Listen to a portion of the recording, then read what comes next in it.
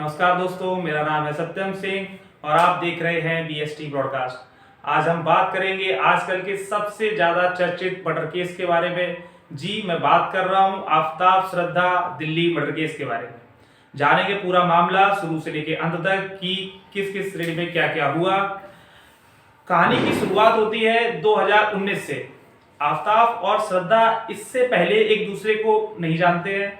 2019 में एक dating app पर दोनों की मुलाकात होती है। दोनों एक दूसरे को मैसेज करते हैं, चैटिंग करते हैं। इसके बाद नंबर एक्सचेंज होते हैं और बात शुरू होती है। 2019 में ही श्रद्धा मुंबई आकर नौकरी करने का फैसला करती है। वहीं आफ्ताब भी फैसला करता है कि वो मुंबई आकर नौकरी करेगा। दोनों की मुलाकात पहली बार मुंबई में होती है। दोनों ही मुंबई के मलाड में कॉल सेंटर में जॉब करने का फैसला करते हैं। रोज मिलते हैं, रोज बात करते हैं, दोस्ती प्यार में बदलती है और इसी के साथ दोनों फैसला करते हैं कि दोनों अलग अलग रहने की बजाय एक साथ मुंबई में एक फ्लैट लेंगे और वहां रहेंगे। दोनों साथ रहने लगते हैं। इसके बाद श्रद्धा कुछ दिनों बाद अपनी मां को फोन करके बताती है कि वो एक लड़के के साथ लिव इन में रह रही है और उसका नाम आफ्ताब है। वह उससे बहुत प्यार करती है और उससे शादी करना चाहती है। माँ इसका दुर्विरोध करती है। माँ पिता को बताती है, वो भी इसका विरोध करते हैं।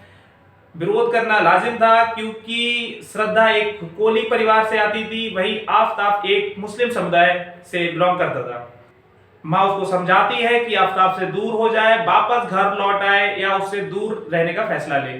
श्रद्धा समझती है कि उसकी माँ और उसका परिवार उसके प्यार के दुश्मन है और वो उसको और आफ्ताब को अलग करना चाहते हैं। इसी के साथ वो परिवार से सारे नाते तोड़ देती है। फिर भी मां से कभी कभार उसकी बात हो जाया करती थी। इसी के साथ 2020 में कोरोना की एंट्री होती है। इसी कोरोना के दौर में श्रद्धा की मां की मृत्यु कोरोना की वजह से हो जाती है। श्रद्धा वापस अपने घर जाती है, मां के अंतिम संस्कार में शामिल होती है। पिता से ना के बराबर बात होती है, भाइयों से ज्यादा श्रद्धा की बनती नहीं है।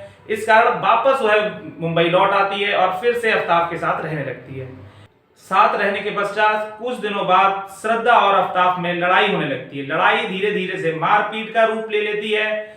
इसी के साथ पहली बार 23 नवंबर 2020 को पहली बार आफ्ताब श्रद्धा को इतनी बुरी तरीके से मारता है कि मानो श्रद्धा चलने लायक ना रह गई हो। वो दोस्तों की सहायता लेकर किसी भी प्रकार अस्पताल में भर्ती होती है और 23 नवंबर को ही पहली बार वो पुलिस को कंप्लेन दर्ज कराती है कि वो एक लड़के के साथ लिव इन में रहती है जिसका नाम आफ्ताब है। वह उसको मारता है, पीटता है और उसे जान से मारने की धमकी देता है। पुलिस में दर्ज कराई कंप्लेन के मुताबिक श्रद्धा ने अपने बयान में बताया था कि आफ्ताब ने उसको धमकी दी है कि वह उसका गला घोट देगा और छोटे छोटे टुकड़े कर कर शहर के अलग अलग इलाकों में फेंक देगा। पुलिस इस मामले में कुछ आगे कदम स्टेप उठाती, आफ्ताब को गिरफ्तार करती। इससे पहले आफ्ताब श्रद्धा से माफी मांगता है और उससे कहता है कि उसके साथ रहे। श्रद्धा इसके लिए मना करती है पर आफ्ताब अपनी जिद पर अड़ा रहता है। वो बताता है कि अगर श्रद्धा उसके साथ नहीं गई तो वह आत्महत्या कर लेगा। आफ्ताब श्रद्धा को ब्लैकमेल करता है अपने साथ रहने के लिए। यहीं पर श्रद्धा पहली बार गलती करती है और वापस आफ्ताब के साथ रहने का फैसला करती है। दोनों में फिर कुछ दिनों तक सही चलता है। उसके बाद फिर वही लड़ाई और झगड़े शुरू हो जाते हैं। लड़ाई की मुख्य वजह यह थी कि आफ्ताब ने अपनी नौकरी छोड़ दी थी। वो कुछ नहीं करता था, सारे खर्चे का बोझ श्रद्धा के सर था। श्रद्धा दिन में नौकरी करती, घर चलाती, इसके बाद आफ्ताब की मारपीट भी सहती और घर की कुछ चीजों की ईएमआई भी वो खुद अपने अकाउंट से चुका रही होती है। श्रद्धा आफ्ताब पे फोर्स करती है कि वो उसके साथ शादी कर ले, पर आफ्ताब उसके साथ शादी नहीं करना चाहता था। आफ्ताब ये भी नहीं चाहता था कि श्रद्धा उसे छोड़कर जाए क्योंकि वो श्रद्धा के ऊपर फाइनेंशियल डिपेंडेंट था और कहीं ना कहीं उसका मेल ईगो हर्ट हो रहा था अगर श्रद्धा उसको छोड़कर जा रही थी। पुलिस को दी कंप्लेन और इस मारपीट के बाद आफ्ताब को ये समझ में आ गया था कि अगर श्रद्धा को ये पता चल गया कि आफ्ताब उसे शादी नहीं करना चाहता है तो वो उसको छोड़कर चली जाए।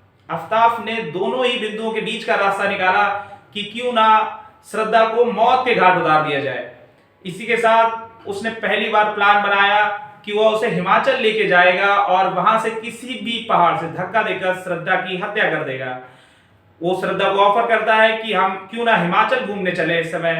श्रद्धा इसके लिए मान जाती है, क्योंकि श्रद्धा को घूमना बहुत अधिक पसंद होता है, इसलिए वो आफ्ताब के साथ जाने का फैसला करती है। दोनों हिमाचल जाते हैं, घूमते हैं, पर आफ्ताब को कोई ऐसा मौका नहीं मिलता। आफ्ताब को कोई ऐसा मौका नहीं मिलता है जहां वो है श्रद्धा को ठिकाने लगा सके। इसी के साथ आफ्ताब की हिमाचल में ही एक बद्री नामक व्यक्ति से मुलाकात होती है। बद्री को वह बताता है कि वह मुंबई का रहने वाला है और यहाँ पर घूमने आया है। बद्री भी इसके जवाब में उसको बताता है कि वह दिल्ली के छतरपुर इलाके में रहने वाला है और वह छतरपुर की कुछ विशेषताएं बताता है कि वह एक पहाड़ी इलाका है जहां से कुतुब मीनार दिखाई देती है और यहाँ एक जंगल है, यहाँ पर बहुत सारे फार्म हाउस है। यह दिल्ली का एक आउटर एरिया है। कहीं ना कहीं आफ्ताब के दिमाग में अपनी कहानी चल रही होती है। उसकी कहानी में उसको श्रद्धा को ठिकाने लगाना है, उसको ये लोकेशन समझ में आ जाए। वह श्रद्धा को मनाता है कि वह मुंबई जाने के बजाय यहाँ से दिल्ली चले। श्रद्धा इसके लिए मना करती है। वह बताती है कि छुट्टियां बहुत कम हैं और वापस से नौकरी ज्वाइन करनी है, पर किसी भी प्रकार आफ्ताब श्रद्धा को मना लेता है दिल्ली साथ चलने के लिए। यहाँ हिमाचल से वो सीधे दिल्ली पहुंचते हैं। दिल्ली के पहाड़गंज इलाके में एक होटल में रुकते हैं कुछ दिनों तक, जहां आफ्ताब रात में होटल में रुकता और दिन में छतरपुर के इलाके में घूमता और इलाके की रेकी करता। उसको छतरपुर का एरिया बिल्कुल समझ आ गया था कि जो उसने कहानी अपने दिमाग में गढ़ी है उसको वह यहाँ अंजाम दे सकता है।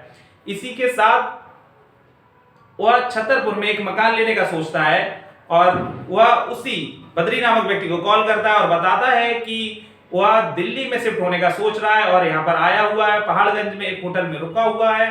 होटल बहुत महंगा पड़ रहा है, अगर कोई मकान किराए पर मिल जाए तो उसका काम बन जाए। वह उसे यह भी बताता है कि यहाँ गुड़गांव में बहुत सारी आईटी कंपनीज हैं, यानी कि मल्टीनेशनल कंपनीज हैं, जहां वह जॉब करेगा।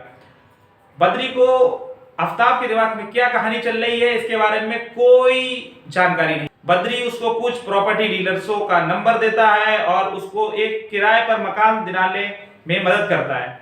यहाँ पर आफ्ताब को एक किराए पर मकान मिल जाता है। इसके बाद आफ्ताब श्रद्धा को मनाता है।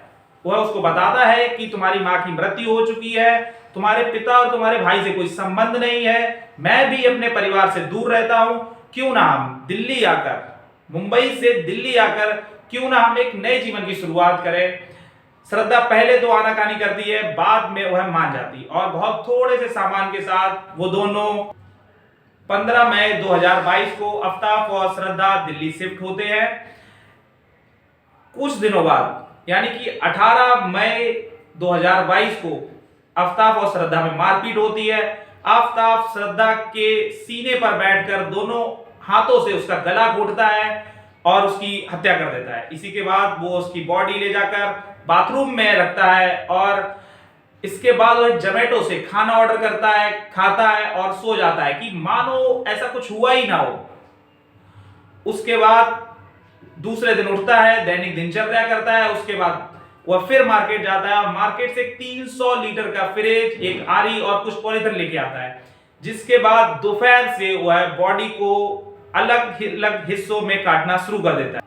वह काटते काटते जब थक जाता है तो रुक जाता है और कुछ पन्नियों में वो काटे हुए टुकड़ों को रखता है और फ्रीजर के ऊपर वाले हिस्से में यानी कि फ्रीजर में वह उनको फ्रीज करने के लिए रखता है ताकि बॉडी डिकम्पोज ना हो। क्योंकि यह मई का महीना है और दिल्ली में मई के महीने के समय एक भीषण गर्मी होती है। इसके बाद लगातार यह प्रक्रिया 2-3 दिन तक चलती है, जिसमें वह खाना खाता है और सिर्फ शरीर के अलग अलग हिस्सों को काटता है और पन्नी में डालता है, उनको फ्रीज करता है। बाकी बची हुई बॉडी फ्रिज के नीचे वाले हिस्से में स्टोर करता है। इसी के साथ वह उन बॉडियों को लगभग 20 से 25 टुकड़ों में काटता है और स्टोर करता है, फ्रीज करता है। इसी के साथ बाथरूम में काटते समय वह लगातार साबुन और पानी की सारी टंकियां चलाकर रखता है, जिससे बॉडी का वेस्टेज जो है वो लगातार पानी के साथ बहता रहे। इसके बाद वह उन बॉडी पार्ट्स को ठिकाने लगाने का सोचता है। पहली बार वह मेहरौली के मैदान में जाकर शरीर के कुछ हिस्से को ठिकाने लगाता है।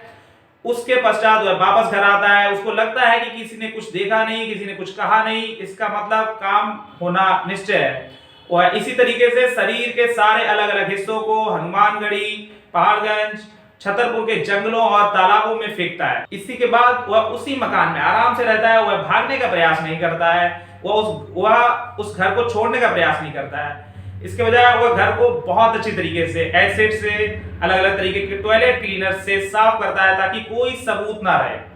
उसको लगा कि उसके दिमाग में जो कहानी चल रही थी उसने उसको अंजाम दे दिया है, किसी को कभी श्रद्धा के बारे में कुछ पता नहीं चलेगा। पर श्रद्धा सोशल मीडिया के अलग अलग प्लेटफॉर्म पर बहुत ज्यादा एक्टिव रहती थी। व्हाट्सएप पर स्टेटस अपडेट करना, फेसबुक, इंस्टाग्राम आदि पर, जहां पर बाकी उसके बहुत सारे दोस्त थे जो उसके हालचाल लेते रहते थे। आफ्ताब ने 2-3 महीनों तक श्रद्धा के सारे सोशल मीडिया अकाउंट्स खुद हैंडल किए और उसने श्रद्धा बनकर सभी को मैसेज किया, रिप्लाई किया। पर 2-3 महीनों के पश्चात आफ्ताब ने ऐसा करना बंद कर दिया। उसके कुछ बहुत करीबी दोस्तों को संदेह हुआ कि श्रद्धा क्यों नहीं बात कर रही, मैसेज का जवाब क्यों नहीं दे रही। कहीं ना कहीं उसके दोस्तों को शक हुआ, तो श्रद्धा के एक दोस्त ने श्रद्धा के भाई को संपर्क किया और बताया कि उसकी श्रद्धा से बात नहीं हो पा रही है, कि क्या आपके पास उसका कोई दूसरा नंबर है, क्या उससे कोई बात हुई। इसके जवाब में उसका भाई कहता है कि उसकी भी किसी प्रकार कोई बात नहीं हुई, ना ही उसके पास कोई दूसरा नंबर है। इसी के बाद श्रद्धा का भाई श्रद्धा के पिता को पूरी जानकारी देता है। श्रद्धा के पिता से श्रद्धा की कभी कोई बात नहीं हुई, पर श्रद्धा के पिता श्रद्धा के सोशल मीडिया अकाउंट से उसकी जानकारी लेते रहते थे कि वह आज क्या खा रही है, कहां जा रही है, क्या कर। श्रद्धा सोशल मीडिया अकाउंट्स पर अपनी दैनिक दिनचर्या के बारे में चीजें साझा करती रहती थी।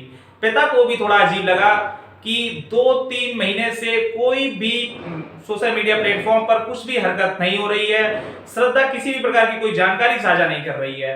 पिता को थोड़ा अजीब लगता है। वह दोस्तों की मदद से मुंबई के उस घर में जा पहुंचता है जहां श्रद्धा और आफ्ताब रहते थे, पर वहां उन्हें ताला मिलता है, वहां उन्हें कोई नहीं मिलता है। इसी के साथ पिता मुंबई पुलिस में श्रद्धा की गुमनामी की रिपोर्ट दर्ज कराते हैं और आफ्ताब के ऊपर संदेह जताते हैं। पुलिस आफ्ताब को फोन करती है और पूछती है कि क्या पूरा मामला है। आफ्ताब इसके जवाब में मुंबई पुलिस को बताते साथ दिल्ली में रहती है। मुंबई पुलिस भी बहुत ज्यादा रुचि नहीं लेती है। मुंबई पुलिस ये जवाब उसके पिता को देते हैं और उन्हें वहां से रवाना कर देते हैं, पर पिता हार नहीं मानते। पिता बार बार मुंबई पुलिस के थानों में जाते हैं और कहते हैं कि वो उसका दिल्ली पुलिस से संपर्क करके पता करें कि क्या उनकी बेटी सुरक्षित है। मुंबई पुलिस भी हड़कर दिल्ली पुलिस से संपर्क करती है और पूरे मामले की जानकारी देती है। छतरपुर के उस इलाके का भी जानकारी देती है जहां आफ्ताब ने बताया था कि वह नए बॉयफ्रेंड के साथ वहां रहती है। दिल्ली पुलिस जाती है, वहां पर श्रद्धा नहीं मिलती है, पर वह आफ्ताब को पकड़ लेती है। थोड़ी सख्ती से पूछताछ करने के बाद आफ्ताब पूरे मामले की जानकारी देता है। वह बताता है कि किस प्रकार उसने श्रद्धा की हत्या की और किस प्रकार उसके टुकड़े किए और अलग अलग जगहों पर किस प्रकार उसने फेंकी। दिल्ली पुलिस और पूरे देश ने जब ये सुना, इस केस के बारे में जानकारी मिली, तो सबके मानो होश से उड़ गए। खबर रोंगटे खड़े कर देने वाली थी। पूरा देश सन्न रह गया कि ये क्या हुआ और कैसे हुआ। पुलिस को एक और बड़ी कामयाबी मिली। आफ्ताब ने सारी घटना के बारे में एक नोटबुक में लिख के रखा था। उसने सारी जानकारियों को इकट्ठा करके रखा था। उसने एक ब्लूप्रिंट बनाया हुआ था कि किस किस तरीके से उसने किस शरीर के हिस्से को कहां फेंका है। पुलिस से इसको भी बहुत मदद मिली और यह एक मजबूत सबूत के तौर पे भी काम करेगा। पुलिस आफ्ताब से पूछताछ कर रही है। आगे इसमें जो भी नए अपडेट्स आएंगे हम आपके साथ साझा करेंगे। हमारे चैनल पर बने रहिए। बीएसटी ब्रॉडकास्ट को सब्सक्राइब करिए, शेयर कीजिए। बहुत बहुत धन्यवाद।